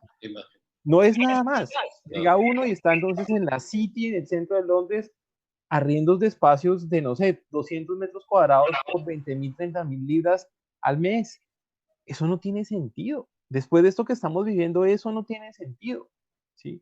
No sé si la solución sea el coworking, no sé cuál va a ser la solución, pero algo tiene que cambiar. Y otra cosa que ya esto es un sentimiento personal, no sé cómo ha enfrentado la gran mayoría del latinoamericano que sufrió este proceso de migración del campo a la ciudad y están en ciudades donde viven hacinados. ¿Sí? Sí. Muchas personas no compran cerca en el campo porque dicen, no, en la ciudad está el trabajo, pero frente a una situación de esa uno se tiene que repensar todo. Si movemos la tecnología como conectividad del internet, redes celulares y cubrimos bien los campos de nuestros países latinoamericanos, vamos a poder cambiar el modelo de desarrollo y vamos a ir hacia unos países más sostenibles. Normalmente al año hago un par de viajes a Lituania porque tengo familia allá. En Lituania uno puede estar en el pueblo más chiquitico del país. El internet por la red de celular anda más o menos entre 40 y 80 megas. ¿Sí? Eso no pasa en Colombia. De hecho, no pasa en otros países en España tampoco. Aquí donde estoy, al sur de Londres, mi celular en el primer piso de la casa no coge. Tengo que subir. ¿Sí? Esa diferencia de conectividad tecnológica va a dar competitividad y con todo respeto, si alguien tenía una duda, con esto que estamos viendo, las dudas tienen que estar dispersadas. Tenemos que mejorar conectividad, tenemos que mejorar conocimiento de tecnología. Yo, digamos que estoy trabajando con nuestra mente del gobierno colombiano y llegamos a una conclusión y es aprender a programar en cosas como Python, HTML, debería ser obligatorio en el colegio desde primero de primaria, porque el mundo está allá. ¿Sí? Para allá va todo esto. Entonces, digamos que lo único que yo puedo pensar en esto es que va a haber un cambio de conciencia, va a haber un cambio de necesidades, va a haber un cambio de cómo nos comportamos tenemos que empezar a entender que el planeta Tierra es más fuerte que nosotros por más cosas que hagamos y que lo tenemos que respetar. O sea, tenemos que movernos hacia la sociedad y qué pena por el comentario, porque es un tema de lenguaje que para mí no es un tema de moda, es un tema de necesidad y de obligación. Si yo quiero dejarle a mis hijos un futuro, tengo que empezar a respetar el medio ambiente. Y nosotros como motores de la industria inmobiliaria que genera, tengo entendido, una cosa colosal de contaminación, somos los primeros que tenemos que aceptar que parte de esta pandemia es responsabilidad del ser humano, porque estamos empujando cada vez más las barreras de la naturaleza. ¿Sí? Entonces creo que eso tiene que cambiar y no vamos a esperar una nueva pandemia para que eso pase. Entonces creo que hacia allá es que vamos. Así es, Camilo. Bueno, pues de verdad que creo que no podíamos encontrar mejor cierre para el Congreso que vuestras 4 intervenciones. Aquí estamos en una nube. Yo me estoy sujetando a la silla para no subir, no levitar. Y no sé cómo agradeceros de verdad a Camilo, a ti ahora que te tengo en pantalla. Ya lo voy a mirar aquí a la otra pantalla en que veo a Antonio, a mi querido Daniel, a Giuseppe. Tengo muchas ganas de abrazaros a todos, a los que ya conozco y a los que acabo de conocer. Y ese viaje pendiente que se nos ha quedado en el camino, Antonio, que ya estabas aquí prácticamente, bueno, pues lo haremos en algún momento. Y nos veremos aquí o allá, porque evidentemente la normalidad volverá en algún momento y tendremos capacidad para volver a viajar y cuando tengamos la vacuna pues todo será diferente, ¿no? Estos medios nos dan estas oportunidades de poder paladear lo que cada uno ha dicho con una tranquilidad y con una calidad de imagen y de pese a todo, ¿no? Y que cada uno en su casa pueda estar escuchándoos, que quede grabado además en YouTube, que vamos a segmentar cada una de las ponencias y las colgaremos en nuestra página web para que la pueda ver todo el mundo con tranquilidad. Es decir, tiene cosas muy buenas, el único pues es que somos latinos y no nos podemos achuchar, ¿no? Y abrazar, y es lo que haremos en algún momento. Y bueno, pues eso, muchísimas gracias a vosotros. Vamos con esta ponencia pues dar lugar al final. ¿No? El debate se nos ha hecho muy tarde, me están diciendo que tenemos que cortar. Y bueno, a modo de cierre, lo que sí que quería era pues unas mínimas palabras, ¿no? Muchos de los ponentes lo habéis hecho, algo loable en ello. Nosotros lo teníamos pensado para el final. El Congreso está dedicado, hay una dedicatoria clara a todos aquellos que ya no están con nosotros, ¿no?